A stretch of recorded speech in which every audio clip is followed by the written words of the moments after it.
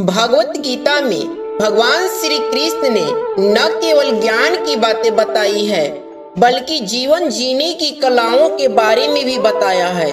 भगवान श्री कृष्ण ने अर्जुन को जो गीता का उपदेश दिया है वह हर मनुष्य के लिए प्रेरणा का स्रोत साबित हो सकता है।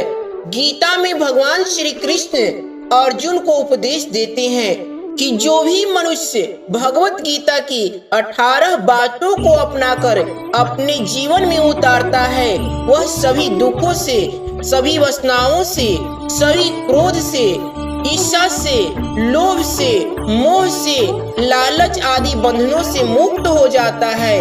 आइए जानते हैं भगवत गीता की 18 ज्ञान की बातें कौन कौन सी हैं।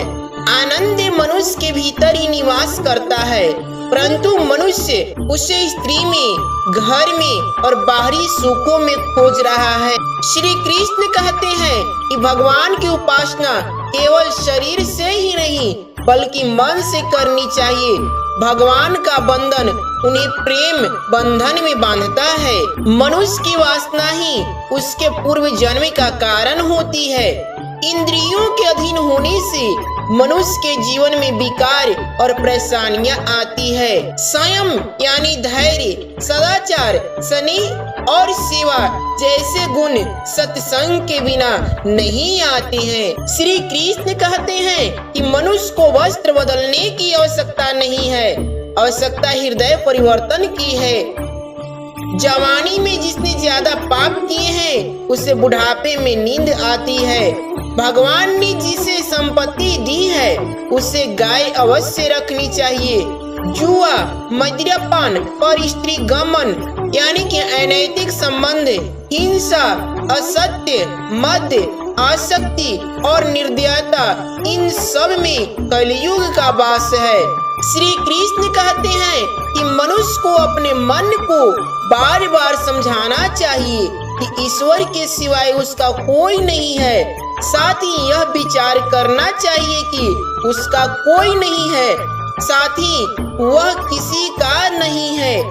भोग में क्षणिक सुख है, साथ ही त्याग में अस्थाई आनंद है। श्री कृष्ण कहते हैं कि सत्संग ईश्वर की कृपा से मिलता है, परंतु कुसंगति में पड़ना मनुष्य के अपने ही हाथों में है, परंतु कुसंगति में पड़ना मनुष्य के अपने ही हाथों में है।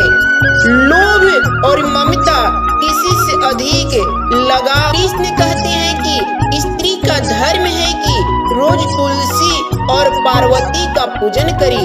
मनुष्य को अपने मन और बुद्धि पर विश्वास नहीं करनी चाहिए क्योंकि ये बार बार मनुष्य को दगा देते हैं। खुद को निर्दोष मानना बहुत बड़ा दोष है। यदि पति पत्नी पवित्र जीवन बिताएं तो भगवान पुत्र के रूप में उन्हें घर में आने की इच्छा करती है।